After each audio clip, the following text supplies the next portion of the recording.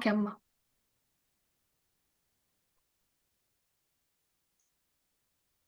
మొదలు పెట్టుకుందాం మరి.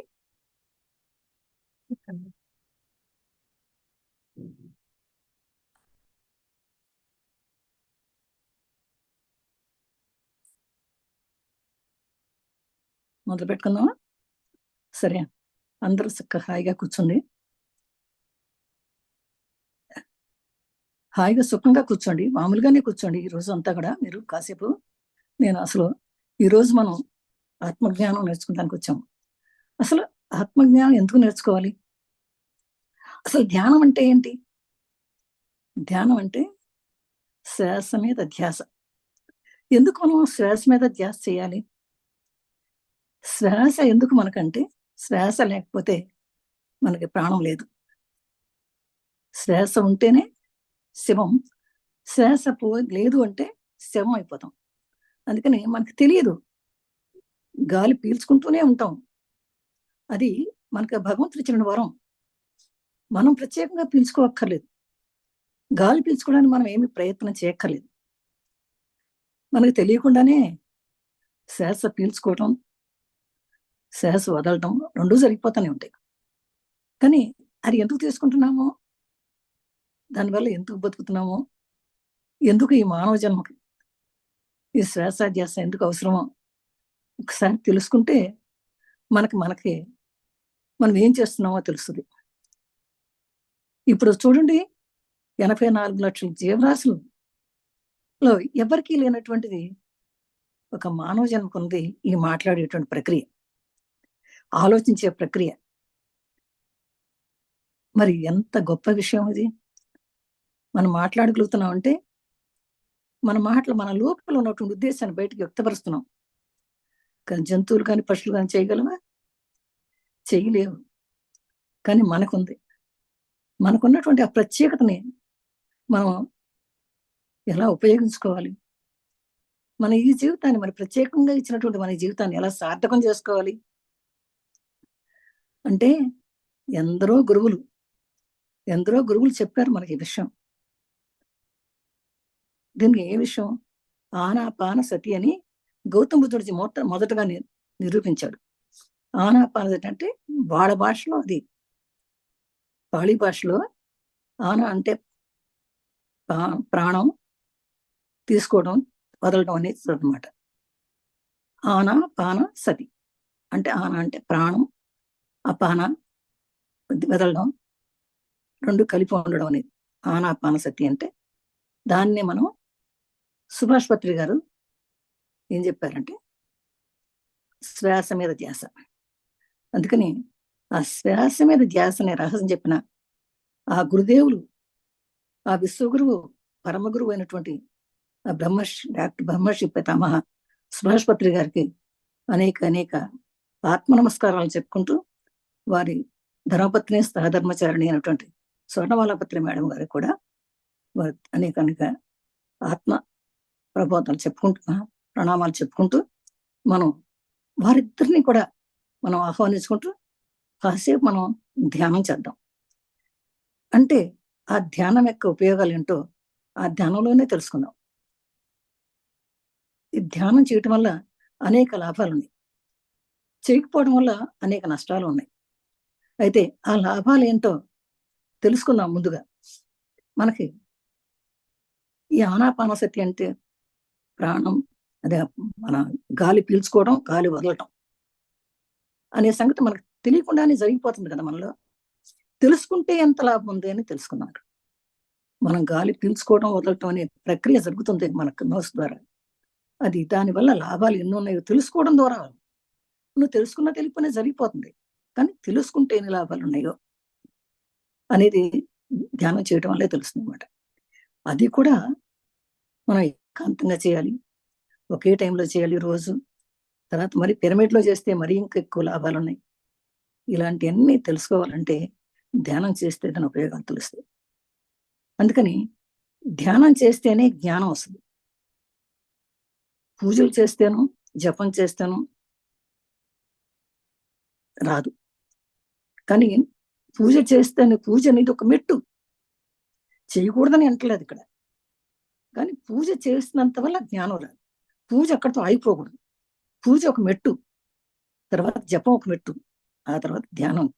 ఆ ధ్యానాన్ని ఇంకా ఇంకా ఇంకా ఇంకా చేసుకుంటే మన పూజ అక్కర్లా. ఎలా అంటే మనం ఫస్ట్ క్లాస్ చదివిన తర్వాత వాళ్ళు నేర్చుకుంటాం, ఏబిసిడీలు నేర్చుకుంటాం, అలా అలా అలా పైకి వెళ్తాం. పైకి వెళ్ళినా మళ్ళీ కిందకి రావాల్సిన అవసరం లేదు కదా, ఇంకా పైకి వెళ్తాం కదా. ఆ విధంగా ఈ ధ్యానం కూడా మనం ప్రతిరోజు అలా చేస్తూ ఉంటే మనకి ఎన్ని లాభాలు జరుగుతున్నాయో, ఎంత ఆరోగ్యాన్ని గురించి మనకు తెలుస్తుందో అర్థమవుతుంది అనమాట. ప్రతిరోజు ధ్యానం చేయటం వల్ల మనకి అనంతమైన జ్ఞానం రావటం మాత్రమే కాదు, అసలు మనకి రోగాలు, నొప్పులు, ఈ జబ్బులు, ఏంటి నష్టాలు, కష్టాలు ఉన్నాయంటే అది మనకి మనం తెచ్చుకోవడం వల్లే. ఎవరి వలన మనకు రావు. ఎవరి వలన మనకి ఏ కష్టాలు రావు, ఎవరి వలన మనకు జబ్బులు రావు. కొంతమంది అంటారు, వాడు వచ్చేళ్ళాడు అందుకే ఇట్లా జరిగింది నాకు అంటారు. తప్పది. వాడి వల్ల నష్టం వచ్చింది, మేము ఇద్దరం వ్యాపారం చేశాం, వాడి వల్లే నాకు నష్టం. తప్పది. మన వల్లే మనకు వస్తాయి కానీ ఇతరుల వల్ల మనకు రావు. ఇదంతా ఈ ధ్యానం అంతా ఈ ధ్యానంలోనే తెలుస్తుంది మనకి. ధ్యానం చేసినప్పుడే తెలుస్తుంది. ఎందుకని? నువ్వు ఎప్పుడైతే నువ్వు అందరినీ తెలుసుకుంటావు. వాడిలాగా వీడిలాగా వీడిలాగా వాడిలాగా అని చెప్తూనే ఉంటాం. వాడు అలాంటి వాడు బా, ఇలాంటి వాడబ్బా అని మరి మాట్లాడుకుంటాం. కానీ నేను ఎలాంటి దాన్ని, నేను ఎవరో అని తెలుసుకోవట్లేదు మనం. ఆ నేను ఎవరో తెలుసుకోవడానికే ఈ ధ్యానం. ఈ ధ్యానం ద్వారా అనంతమైనటువంటి మన లోపల ఉన్నటువంటి జ్ఞానాన్ని తెలుసుకుంటాం. జ్ఞానం ఎక్కడో లేదు, భగవంతుడు ఎక్కడో లేడు, మనలోనే ఉన్నాడు అనే జ్ఞానాన్ని నువ్వు తెలుసు. నువ్వెవరో, నువ్వు ఫలానా పేరు కాదు, నేను ఫలానా అప్పారావు పనసుబ్బారావు అని కాదు. నేను భగవంతుడు. నా ఎదురుగుండా ఉన్నవాళ్ళు భగవంతుడే. నాకు కనపడే ప్రతి జీవి భగవంతుడే. చీమలోను, దోమలోను, నీలోను ఉన్నట్టు ఆత్మ కూడా ఒక్కటే అనే విషయాన్ని తెలుసుకోవాలంటే ధ్యానం చేయాల్సిందే. ధ్యానం చేస్తేనే ఈ జ్ఞానం వస్తుంది. అందుకనే భగవద్గీతలో శ్రీకృష్ణుడు ఒక మాట చెప్తాడు, జ్ఞానాగ్ని కర్మ దగ్ధానా అంటాడు. జ్ఞానం అనే అగ్ని ఉంటే కర్మలన్నీ దగ్ధం అయిపోతాయి. అందుకని తప్పకుండా ఈ జ్ఞానం రావాలి. జ్ఞానం రావాలంటే ధ్యానం తప్పనిసరి. ధ్యానం చేస్తేనే జ్ఞానం వస్తుంది. అంతవరకు ఇతరుల మీద తప్పులు పడతాం, మన తప్పు మనం తెలుసుకోలేం. అందుకని మన తప్పులు మనం తెలుసుకోవాలంటే జ్ఞానం కావాల్సిందే. ఆ జ్ఞానం కావాలంటే ధ్యానం మనకు అవసరం అనమాట. ఆ ధ్యానాన్ని ఇప్పుడు మనం చేద్దాం. ఒక 10 నిమిషాలు ధ్యానం చేద్దాం, మనకి ఎంత జ్ఞానం వస్తుందో తెలుసుకుందాం. ఒకసారి మనం అందరం చక్కగా కాలు మీద కాలు వేసుకొని బాసి పెట్టేసుకుంటా అలా కూర్చోండి. కింద కూర్చున్నా పర్వాలేదు, కుర్చీలో కూర్చున్నా పర్వాలేదు, మంచం మీద కూర్చున్నా పర్వాలేదు. కిందంటే నేల మీద కూర్చోకూడదు, చాప కానీ ఒక బట్ట కానీ వేసుకొని కూర్చోవచ్చు. కావాలంటే మీరు పెద్దవాళ్ళు, నాలాగా పెద్దవాళ్ళు అయితే వెనకమాల ఏదైనా దిండు కూడా పెట్టుకోవచ్చు. అంతే, కంఫర్టబుల్గా కూర్చోండి. కంఫర్టబుల్గా కూర్చొని మీరు చేతులు రెండు ఇట్లా ఇలా ఇలా కలుపుకొని కాలు మీద కాలు వేసుకొని, కుర్చీలో కూర్చున్నాడు కాలు మీద, లేకపోతే బాసి పెట్టేసి కూర్చొని కళ్ళు రెండు మూసుకొని కూర్చోవాలి. ఎందుకని అంటే మనకి మన ఇంద్రియాలు అన్ని బయటకు వెళ్ళిపోతాయి. కళ్ళు చూస్తూ ఉంటాయి అనుకో, దాని మీదకి వెళ్ళిపోతుంది, దీని మీదకి వెళ్ళిపోతుంది దృష్టి. దాని మనసు ఏం చేస్తుంది, అదిగో సినిమా చూస్తే అయిపోతుంది కదా, అదిగో టీవీ సీరియల్ వస్తుంది కదా అనిపిస్తుంది. అలా పరుగులు ఎత్తుతూ ఉంటాయి. ఈ పరుగులు ఎత్తేటటువంటి ఇంద్రియాలన్నీ కట్టేయడానికి కాళ్ళు కలుపుకొని చేతులు కట్టుకొని కళ్ళు మూసుకుంటే మనకి మనసు నిలకడవుతుంది అనమాట. నిలకడైన మనసులోనే మనకు ఎవరో మనం తెలుసుకున్నాం. అందుకని ధ్యానం తప్పనిసరి అనమాట. మనకి చక్కగా ఒక ఆసనం ఏర్పాటు చేసుకోవాలి. ధ్యానం చేసుకోవడానికి ఒక ఆసనం. ప్రతిరోజు ఆసనం మీద కూర్చోడానికి ప్రయత్నం చేయాలండి. ఇవాళ ఒక చోట, రేపు ఒక చోట, ఎల్లుండి ఒక చోట కూర్చోకూడదు. అలాగే ప్రతిరోజు ఒకే టైం అలవాటు చేసుకుంటే కూడా ధ్యానం సరిగా కుదురుతుంది. ప్రతిరోజు ఇవాళ 4కి, రేపు 5కి, ఎల్లుండి 9కి ఎలా కూర్చోకుండా ప్రతిరోజు ఒకే టైం కూడా అలవాటు చేసుకుంటే చాలా మంచిది. కానీ కూర్చోడానికి ఏ నియమాలు లేవు, నిలగానే కూర్చోవచ్చు, కంఫర్టబుల్గా కూర్చోవచ్చు అనమాట. అసలు అయితే గోడకు ఆనుకుని కూడా కూర్చోవచ్చు. చక్కగా సుఖ స్థిర ఆసనంలో కూర్చోండి. పద్మాసనం వేసుకుంటే మరీ మంచిది, పద్మాసనం వేసుకోక్కర్లేదు, అది కావాలని ఏమి కంపల్సరీ మాత్రం ఏం కాదు. సుఖాసనం, సుఖంగా పత్రిక గారు ఎప్పుడు చెప్తారు, మీరు సుఖంగా ఉండండి, కూర్చోండి కూర్చోండి కూర్చోండి అంటారు. అంతే, కళ్ళు మూసుకోండి, ఈ రెండే ముఖ్యం. అది యాక్చువల్ అలా కూర్చుంటే మీరు అప్పుడు కొంచెం, కాకపోతే ఈ నాడీ మండలం ఉంది, ఆ నాడీ మండలంకి వస్తే స్ట్రైట్గా ఉండాలి. స్ట్రైట్గా ఉంటే మీకు చాలా ఆరోగ్యంగా తెలుస్తుంది అనమాట. మీకు అంటే మనం గాలి పీల్చుకోవడం వెళ్తుంది కదా, నాడీ మండలం శుభ్రం అయితే మనకు రోగాలు రావండి. అది సీక్రెట్ యాక్చువల్గా. ఆ విధంగా కూర్చున్నాం. అందరూ కళ్ళు మూసుకొని 10 నిమిషాలు కళ్ళు మూసుకొని కూర్చోండి. కాళ్ళు ముడుచుకొని చేతులు చేతులు పెట్టుకొని కళ్ళజోడు తీసి పక్కకు పెట్టుకొని హాయిగా కూర్చుని కేవలము శ్వాస మీద ధ్యాస. వీలైతే గొంతుకులో నుంచి మన వెన్నెముక వెనక నుంచి జ్ఞానం తీస్తే మంచిది. అది మీకు అభ్యాసం కానంత వరకు కష్టము. కాకపోతే ఇప్పుడు ముక్కుతోనే పీల్చడం అంతరం చేయండి. గాలి పీల్చుకుని మొట్టమొదట మనం పొట్ట నిండా గాలి తీసుకోండి ఒకసారి.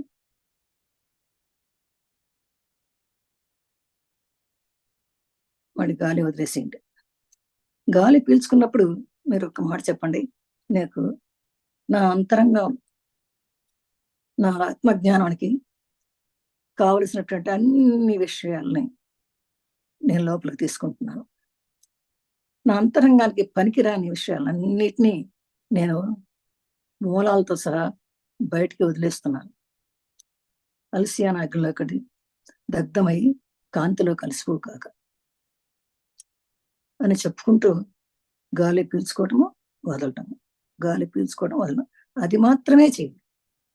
నేను చెప్తూ ఉంటాను, వింటూ ఉండండి. చెవులు వింటూ ఉంటాయి, కానీ మీరు శ్వాస మీద ధ్యాస మాత్రమే పెట్టండి. కేవలము శ్వాస మీద ధ్యాస. ప్రతిరోజు ధ్యానం చేయటం వల్ల మనసుకి ఆరోగ్యంగా ఉంటుంది, ఆనందంగా ఉంటుంది. ఇక ఎలా చేయాలంటే హాయిగా కూర్చున్నాం, ముక్కుతో శ్వాస తీసుకుని మొదటగా తీసుకోవడం వదలడం, ఒక్కసారి వదిలేటప్పుడు నోటి నుండి కూడా వదలచ్చు. అలా 5-6 టైమ్స్ చేయండి. అందరూ తల వంచకండి, నిటారుగా కూర్చోండి, ఎవరు నిద్రపోకండి.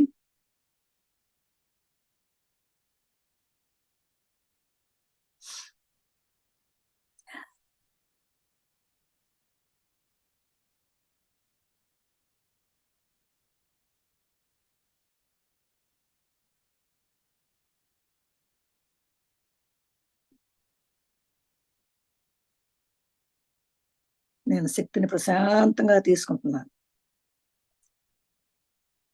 బయటకు వదిలేటప్పుడు నాలో ఉన్న భయాలన్నీ పోతున్నాయి, టెన్షన్లు భయాలు మొత్తం పోతున్నాయి. చక్కగా శరీరం అంతా రిలాక్స్ అవుతుంది.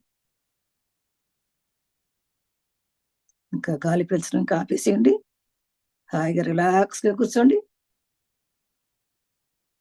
అవయవాలన్నీ కూడా రిలాక్స్గా కూర్చోండి. శరీరము, మనసు, ఆత్మ అన్ని కూడా ఒక అనుసంధానం అవుతున్నాయి. ఇలా చేయడం ద్వారా మనలో ఉన్నటువంటి అంతర్గత శక్తి, మన లోపల ఎంతో అంతర్గత శక్తులు ఉన్నాయి. మనకి తెలియదు. మన లోపల ఎంతో నిధి ఉంది, అనంతమైన నిధి ఉంది. ఏమీ లేని వాళ్ళు బిచ్చగాళ్ళలాగా మనం తిరుగుతున్నాం, అటు ఇటు తిరుగుతున్నాం, బయట వెతుకుతున్నాం. బయట ఏమీ లేదు. మనం చూసేదంతా నశ్యం, దృశ్యం అంతా నశ్యం. అది మన లోపల ఉంది. మన లోపల అంతర్గతంగా లోపల ఉంది ఎంతో నిధి ఉంది. అది తెలియక మనం బయట ప్రాకులాడుతున్నాం. ఒక్కసారి ధ్యానం చేస్తే మన లోపల నిధి అంటే తెలుస్తుంది. అనంతమైన నిధి ఉంది. మనమంతా భాగ్యవంతులు, మనమంతా జ్ఞానవంతులు. కానీ అది మనం తెలుసుకోవట్లే. అది కప్పబడిపోయింది, మాయచే కప్పబడిపోయింది. ఆ మాయను ఏమీ లేదు, మన లోపల ఉంటే మనం తెలుసుకోవట్లే. ఆ మాయను ఒక్కసారి మాయ పొరను బయటకు తీసామంటే మనలో ఉన్న జ్ఞానం అంతా మనకు తెలుస్తుంది. అనవసరంగా భయపడుతున్నాం. ఎందుకు భయపడుతున్నామో తెలియదు. చీకటి చూస్తే భయం, రాత్రి వస్తే భయం, కొత్త వాళ్ళని చూస్తే భయం, పెద్ద పుల్లని చూస్తే భయం, ఏదో పెద్ద జంతువుని చూస్తే భయం, మనకు తెలియనటువంటి వ్యక్తిని చూస్తే భయం. ఇవన్నీ ఎందుకు ఉంటున్నాయంటే మనకు అజ్ఞానం వల్ల పొర వల్ల. ఈ ధ్యానంలో అజ్ఞానం పొర విడిపోతుంది. మనకు భయాలు ఉండవు, భయాలు అనేది ఉండవు. నేను వచ్చిన నా ఎక్స్పీరియన్స్ ఒకటి చెప్తాను, వినండి. అలాగే కళ్ళు మూసుకుని ఏమాత్రం కదలొద్దు, శ్వాస మీద ధ్యాస. ఈ అమెరికాలో వచ్చినాక ఇక్కడ కింద బేస్మెంట్లోకి వెళ్ళాలంటే, ఒకదాన్ని వెళ్ళాలంటే చాలా భయపడేదండి. అందుకే ఇక్కడ ఈ చెక్కిళ్ళు కదా, పైన ఏదైనా పక్షులు వచ్చి ఏదైనా పొల్ల వేసినా గట్టిగా మోగేది. అమ్మో ఎవరో వచ్చారు అనుకున్నాను. ఏ మూల ఏది చూసినా భయపడిపోయేదండి. శబ్దం వస్తే భయపడిపోయేదండి. ఈ ధ్యానంలోకి వచ్చి కూర్చున్నాక 2 నెలల తర్వాత అసలు ఎన్ని శబ్దాలేంటో తెలియదు. నాకు చీకటంటే ఏంటో తెలియదు. అలా అయిపోయింది. ఆ తర్వాత 12కి ఎవరొచ్చినా కూడా నేను తలుపు తీయగలను.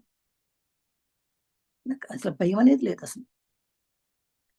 అసలు భయం అంటే ఏంటో మీనింగ్ తెలీదిప్పుడు. ధ్యానం వల్ల చాలా శక్తులొస్తాయండి మనకి. శక్తులు ఎక్కడి నుంచో రావు. మనలో ఉన్న శక్తులే మనం తెలుసుకుంటాం అంతే. ఎక్కడి నుంచో రాదు. అంటే మన దగ్గర అంత శక్తి ఉంది. అనంతమైన శక్తి ఉంది. అనంతమైన జ్ఞానం ఉంది.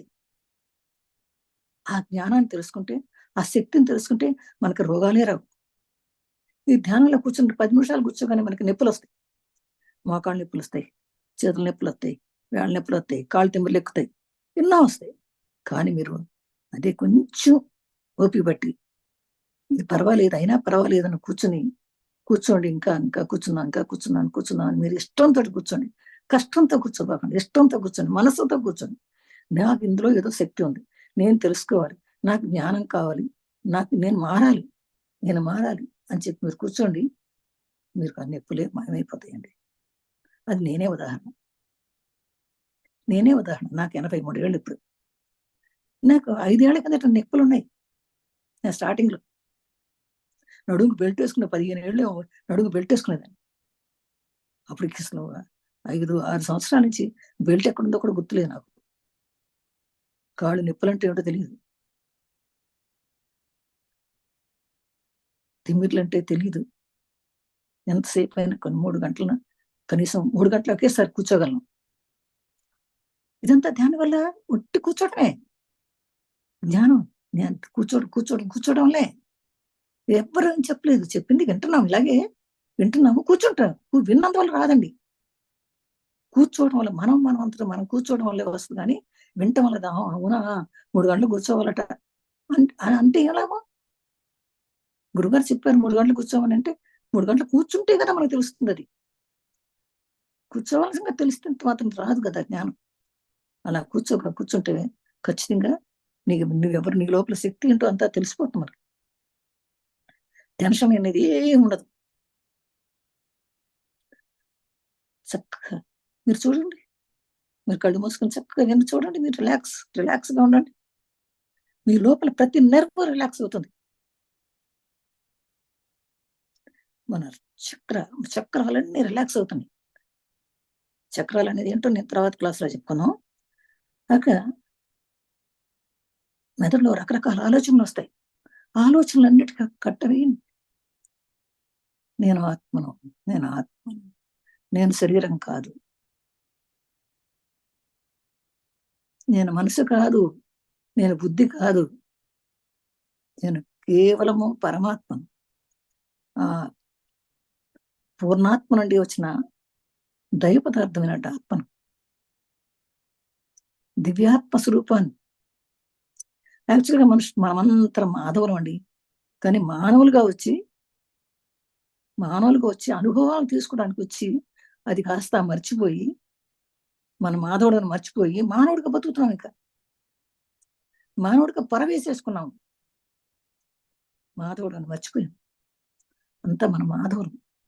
మానవుడిగా వచ్చి అన్నీ నేర్చుకుని ఇక్కడ శిక్షణ పొంది, ఏంటి ఈ మానవ లోకంలో ఏముందని తెలుసుకొని, తిరిగి మళ్ళీ మనం వెనక్కడి నుంచి వచ్చాము. అప్పుడు వెళ్ళడానికి వచ్చాము. కానీ అది మర్చిపోయి ఇక్కడే ఉండిపోయి, ఈ మాయలో పడిపోయి ఇక్కడే ఉండిపోతున్నాం. మనం వచ్చిన దగ్గరికెళ్ళాలి గదా! మనమందరం పూర్ణాత్మ నుండి వచ్చాం. పూర్ణాత్మ అంటే మన ఆత్మని తల్లి. ఇప్పుడు అమ్మగారింటికెళ్ళాలంటే గదా! మనం వెళ్ళిపోవాలంటే అక్కడికెళ్ళాం కదా! మన ఇంటికి మనం వెళ్తేనే గదా! మనకు స్వస్థత ఉంటది. మధ్యలో ఎక్కడికెళ్ళినా ఒక రోజు, 2 రోజులు ఉన్నా కూడా మనకు బ్రేకే అది. తర్వాత మనం ఎళ్ళేదాకా అబ్బా! ఎప్పుడెళ్తామని. కానీ కంప్లీట్‌గా మన ఇంటికి మనం చేరినాక హమ్మయ్య! అనుకుంటాం. అలాగే మన ఇంటికి మనం చేరాలి. మనం మానవులం అనుకుంటే ఇక్కడే ఉండిపోతాం. మనం మాధవుడు అని అనుకుంటే, మనం మాధవుడు అనుకోవడానికి ఏం చేయాలి? అహం బ్రహ్మాస్మి. నేను భగవంతుడిని. ఎలా అనుకుంటావు భగవంతుడని? నువ్వు రోజొచ్చి బోలెడన్ని తప్పులు చేస్తున్నావు. బోలెడు అబద్ధాలు ఆడుతున్నావు. బోలెడు అసత్యాలు మాట్లాడుతున్నావు. వాళ్ళని కొడుతున్నావు, వీళ్ళని తిడుతున్నావు, వాళ్ళని ఈసరించుకుంటున్నావు.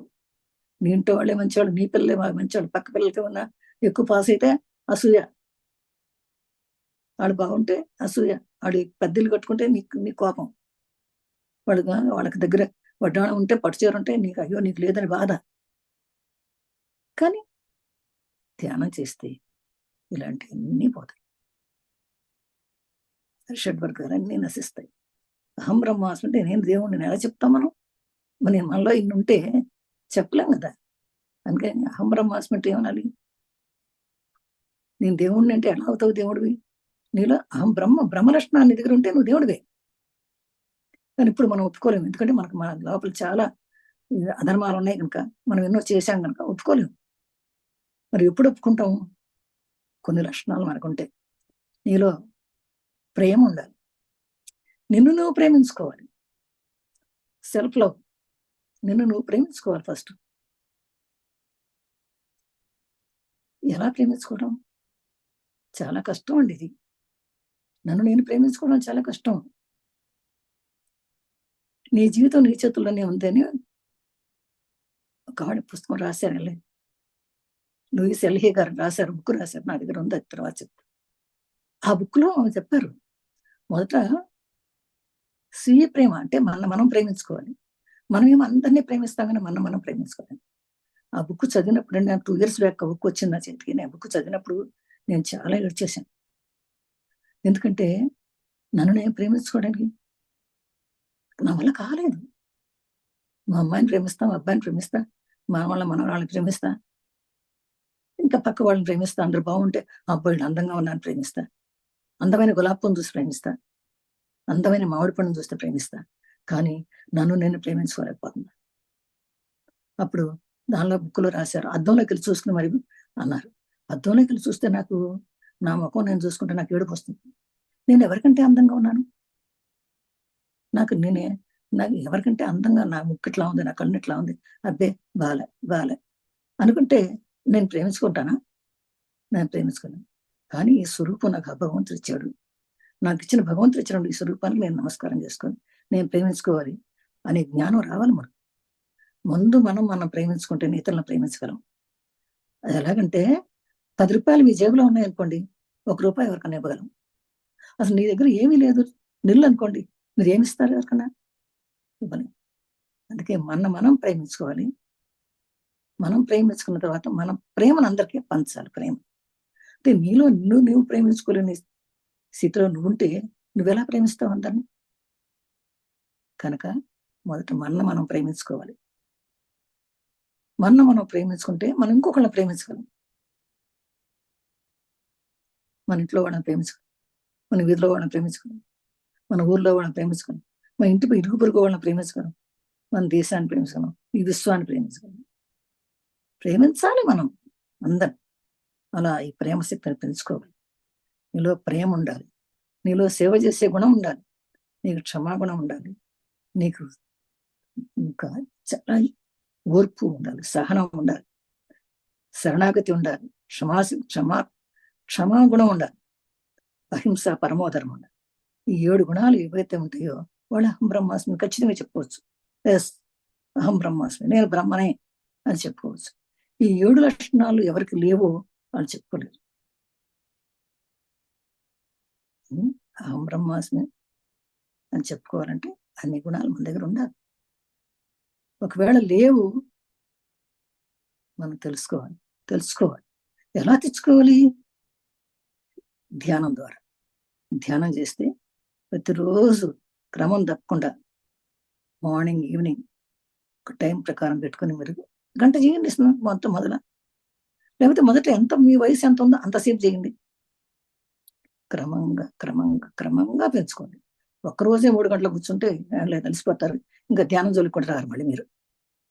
ఒక్కరోజు 3 గంటలు కూర్చోక్కర్లేదు, 30 నిమిషాలు కూర్చోండి, మీ వయసు ఎంత అంత కూర్చోండి.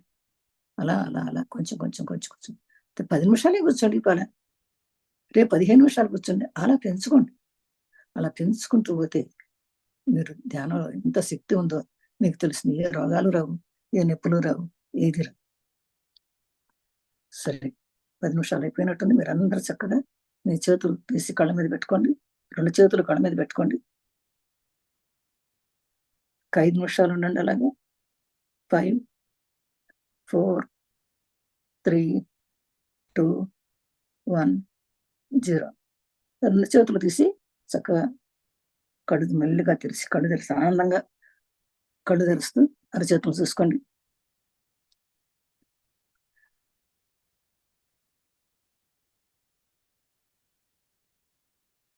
ఎంతో ఆనందంగా ఉంది.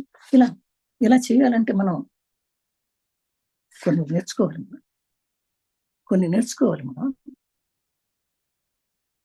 ఏం నేర్చుకోవాలి? ఓ చిన్న పాట ద్వారా చెప్తాను కొద్దిగా, ఆ తర్వాత మనం వెళ్దాం. పామరుడా ఓ పామరుడా, బాట తప్పిన బాటసారివిరా, నీవు బాట తప్పిన బాటసారివిరా, నీవు పామరుడవు కాదురా, నీవు పరమాత్ముడివిరా. సాధకుడా ఓ సాధకుడా, నీవు సాధించి తెలుసుకోరా, నీ దేహమే దేవాలయమురా, నీ శ్వాసే గురువురా, ఈ జీవుడే దేవుడని మరి తెలుసుకోరా. దేహమనే దేవాలయములు స్థిరముగా కూర్చున్నూరా, శ్వాస మీద ధ్యాస పెట్టి గట్టిగా గురువును పట్టుమురా. సాధకుడా సాధకుడా, నీవు సాధకుడా, నీవు పామరుడవు కాదురా, నీవు బాట తప్పిన బాటసారివిరా, పామరుడవు కాదురా, నీవు పరమాత్ముడిరా. అదే శ్వాస మీద ధ్యాస పెట్టి ధ్యానము చేయరా. సత్సంగత్వే నిస్సంగత్వే నిర్మలతత్వే నిశ్చలతత్వే జీవన్ముక్తి అని తెలుసుకోరా. ధ్యానం చేయుమురా, ధ్యానము చేసి జ్ఞానము పొందుమురా, జ్ఞానములోనే ఆత్మజ్ఞానము సాధించుమురా. ఆత్మజ్ఞానమే ఆత్మ సాక్షాత్కారమురా. అదే నీవు జన్మ సార్థకం చేసుకోరా, నీకు జన్మ సార్థకమవునురా, అది ధ్యానములోనే.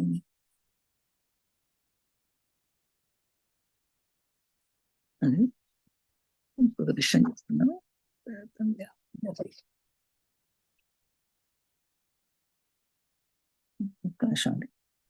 మనం ఇన్ని చెప్పుకుంటాం కదా, ఇందులో రమణ మహర్షి అంటారు, మనమందరం పంచపునీతాలు తెలుసుకోవాలంట. పంచపునీతాలు అంటే ఏంటో గుర్తుపెట్టుకోవాలి మనం. పంచపునీతాలు అంటే ఒకటి వాక్కు సిద్ధంగా ఉండాలండి. మనకి ధ్యానం రావాలంటే ఊరికనే కళ్ళు మూసుకుంటే ధ్యానం కాదు. మొట్టమొదటి మనకు కొన్ని పునీతం కావాలి. పునీతం కావాలంటే మనం ఇంతవరకు ఉన్నట్టు మార్పు తెచ్చుకోవాలి. మనం ఎలాగ వాక్కు అంటే మనం మాట్లాడటం కదా, మనం మొదట మన వాక్కుని శుద్ధి చేసుకోవాలి. అంటే వాక్కుని ఎలా శుద్ధి చేసుకోవడం? కొందరు మాట్లాడుతుంటే ఎంతసేపు అయినా వినాలనిపిస్తుంది, మరికొందరు మాట్లాడితే అబ్బా విసుకొస్తుంది, ఎప్పుడు మానేస్తారా ఇల్లు అని అసలు వినాలనిపించదు. అందుకే మనం మాట్లాడే మాట ఉందే శుద్ధిగా ఉండాలి. ఎలాగంటే తక్కువ మాట్లాడాలి, ఆలోచించి మాట్లాడాలి, ఏది మాట్లాడాలో అదే మాట్లాడాలి. ఇవన్నీ జరగాలంటే శాకాహారం తినాలి, సాధన చేయాలి. ధ్యాన సాధన చేసేవారికి మాటే మంత్రం అవుతుంది. మాటే మంత్రం అంటే ఏంటి? మనం మాట్లాడిన మాట కరెక్ట్ అయిపోతుంది. ఎప్పుడైతే మాటే మంత్రం అవుతుందో మన మనసే బంధం అని కూడా పాడుతూ ఉంటారు కదా చాలా మంది. మాటే మంత్రము మనసే బంధం అనే పాట ఏదో అసలు మనకు కూడా వచ్చింది. అది అలా ఉండాలి. అదే అంటే అట్లా విధంగా మనకి కొన్ని శుద్ధులు చేసుకోవాలి. అంటే వాక్ శుద్ధి, దేహశుద్ధి, భాండ శుద్ధి, మనశుద్ధి అంటండి. 5 రకాలు శుద్ధం చేసుకోవాలట. మొదటి వాక్ శుద్ధి చేసుకున్నాం అంటే 1000 కోట్ల ప్రాణాలను సృష్టించిన భగవంతుడు మాట్లాడేవారని మనకొక్కడికి అది ఇచ్చాడు, మానవులకు ఒక్కడికే ఇచ్చాడు. కాబట్టి ఆ వాక్కుని ఎవరు దుర్వినియోగం చేసుకోకూడదు. అంటే కొంతమంది చూడండి, పగ, కసి, ద్వేషం, సాటి వారిని చూస్తే ఎవరిని నిందించడం, అలాంటివి ఉంటాయి కదా. అవన్నీ ఉండకూడదు. చెడు మాటలు మాట్లాడకూడదు, చెడు ఆలోచనలు రాకూడదు. ఎవరన్నా ఒకళ్ళు మనం మాట్లాడుతున్నారు అనుకోండి, ఆ మాట సరిగా లేదని తెలిస్తే మనకి వాళ్ళ నమస్కారం పెట్టి పక్కకు తప్పుకోవాలి, కానీ వాళ్ళు కంటిన్యూ చేయకూడదు వాళ్ళు. అలా ఉండాలన్నమాట. మనకు వాక్యం మంత్రంగా ఉండాలంటే. అలాగే రెండోది దేహశుద్ధి. దేహశుద్ధి అంటే మన దేహం, మన శరీరం శుద్ధి చేసుకోవాలి. ఎలా శుద్ధి చేసుకుంటాం మనం? దేహో దేవాలయ ప్రోక్త జీవో సనాతన అని శంకరాచార్యులు చెప్పారు. అంటే ఈ దేహమే దేవాలయం. దేవాలయంలో ఎవరుంటారండి? దేవుడు ఉంటాడు. అట్లాగే మన దేవాలయంలో కూడా ఇది కూడా, ఈ శరీరం కూడా దేవాలయం. ఈ దేవాలయంలో దేవుడే ఉంటాడు. మన పరమాత్మ ఉంటాడు మన లోపల. అంటే మరి దేవుడు ఉండే దేవాలయం మనం ఎంత శుభ్రం చేసుకోవాలి? రోజు మనం గుడికి వెళ్తుంటాం కదా, ఆ గుడిలో మరి దేవాలయం ఎంత రోజు కడుగుతారు కదా, శుభ్రం చేస్తారు. అట్లాగే ఈ దేవాలయం కూడా మనం శుభ్రం చేసుకోవాలి. ఎలా శుభ్రం చేసుకుంటాం? మనం ప్రతిరోజు సబ్బు పెట్టి, షాంపూలు పెట్టి, ఓకే, పైనుంచి కింద దాకా స్నానం చేస్తాం. ఓకే, బాగానే ఉంది. శరీరం అంతా శుద్ధం అయిపోయింది. మరి లోపల శరీరం ఎలా శుద్ధం చేసుకుంటామండి? మన లోపల ఉంది కదా మరి శరీరం. మరి ఆ లోపల శరీరాన్ని ఎలా శుభ్రం చేస్తాం? ఎలా అంటే అప్పుడు మనం మంచి మాటలు చెప్పుకొని, మంచి ఆలోచనలు, మన ధర్మం, ఇంకా ధ్యాన సాధన, మంచి పుస్తకాలు చదవటం, సత్సాంగత్యం చేసుకోవడం, గురువుల ప్రసంగాలు వినటం, వాటి వల్ల మన లోపల కూడా శుద్ధి అవుతుందట. లోపల శుద్ధి కూడా జరుగుతుంది. అంతేగా చక్కగా 2 పూటలు స్నానం చేసి మంచి ఉతికిన బట్టలు వేసుకోవడం వల్ల శుద్ధం కాదు. మనం ధ్యానం చేసి మన లోపల శరీరాన్ని కూడా శుద్ధం చేసుకోవాలట. ఆ విధంగా కూడా ఇది రెండో రకంగా మనం పునీతం అవుతాం అనమాట. మూడోది బాండశుద్ధి. ఇట్లా మర్చిపోయారు ఇంకొక విషయం. ఇందాక ఈ దేహశుద్ధిలో చెప్పారు. పురాణాల ప్రకారం సీతమ్మ గారు అశోక చెట్టు కింద కూర్చుందట. సీతమ్మ అశోక చెట్టు కింద కూర్చున్నప్పుడు ఆమెకి స్నానం లేదు, బట్టలు మార్చడం లేదు. ఆమె చెమట కంపు కొట్టిందా? లేదే. తిండి లేదు, ఆయన దుర్వాసన లేదు. అంతేకాదు, అగ్నిలో పెట్టినా కూడా ఆమె కాలలేదంటే ఆమె ఎంత దేహశుద్ధి ఉందో మనం తెలుసుకోవచ్చు. అలాగే ఇంకోటి బాండశుద్ధి అట. బాండశుద్ధి అంటే మనకు అందరికి తెలుసు. బాండశుద్ధి అంటే కుండ, అన్నం వండుకునే కుండ. అన్నం వండుకునే గిన్నెలు ప్రతిరోజు అన్నం వండుకుంటాం, కూర వండుకుంటాం. అవి మనం శుభ్రం చేసుకుంటామా, లేకపోతే మళ్ళీ అందులోనే పెట్టుకు తింటామా? తినం కదా.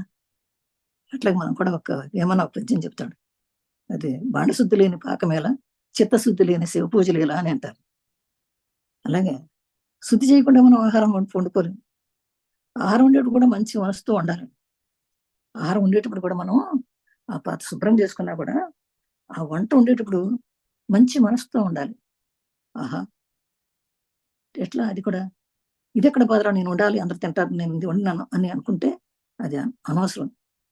కానీ ఆహా, నేను ప్రసాదం వండుతున్నాను, ఇది భగవంతుడు పెడతాను, ఇది మీ ఇంట్లో అందరూ తింటారు, ఈ తిండి తిన వల్ల అందరూ ఆరోగ్యంగా ఉంటారు, నేను మంచి ఆహారం తయారు చేస్తాను అనుకుని మంచి మనసుతో చేస్తే అది ప్రసాదం అవుతుంది.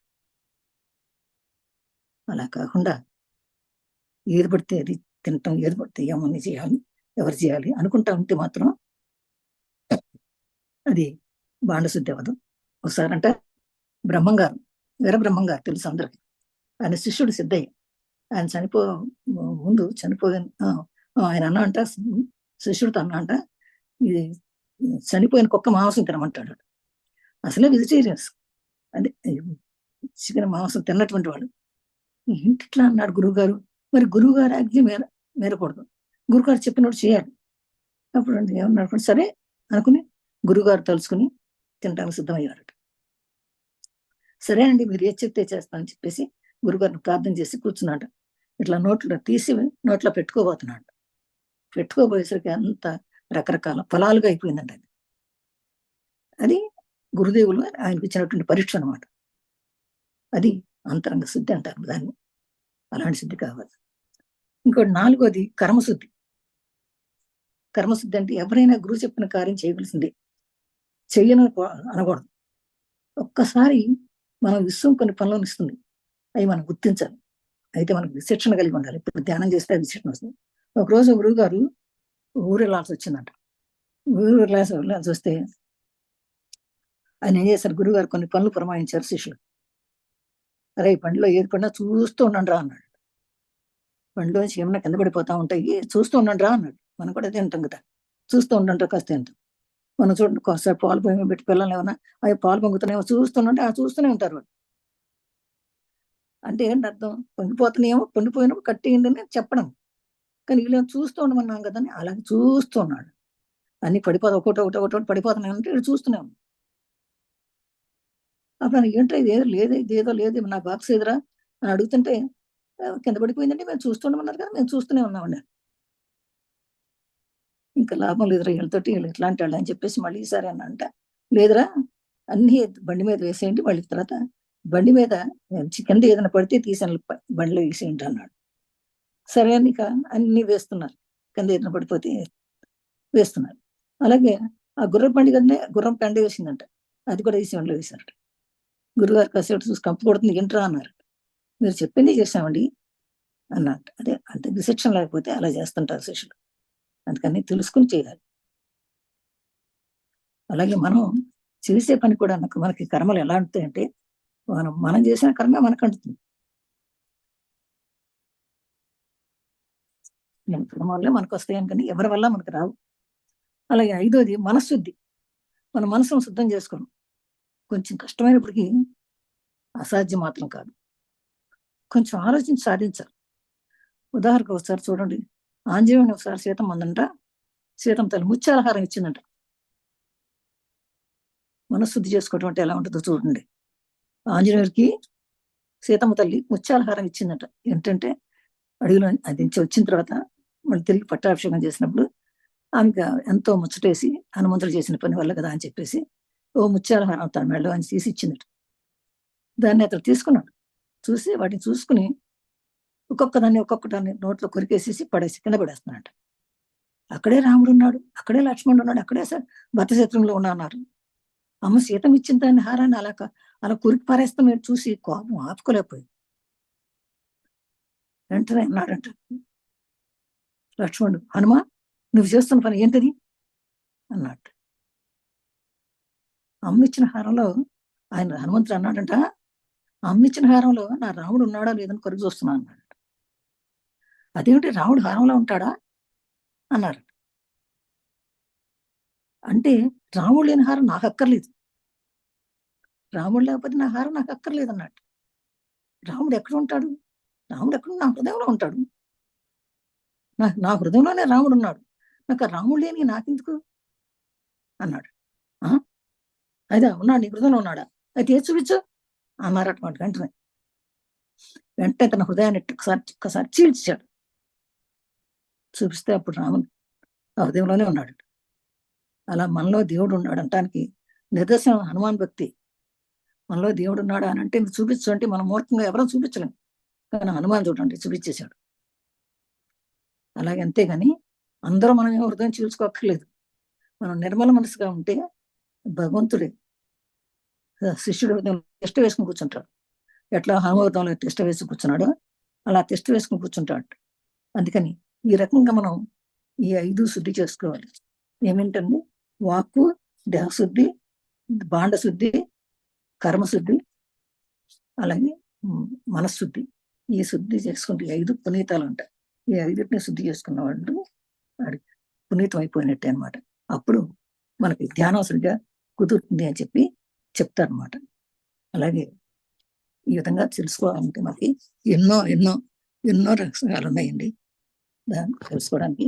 ఇంకా ఈ విషయంలో మీకు ఇంకేమైనా క్వశ్చన్స్ ఉంటే అడగండి, మనం ఆ విధంగా మనం పెంచుకుందాం ఇంకా జ్ఞానాన్ని.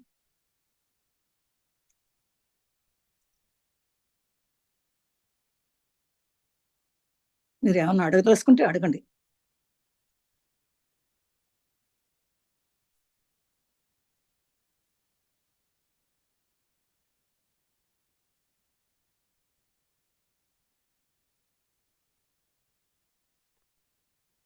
ఏంటి ఎవరు మాట్లాడలేదు?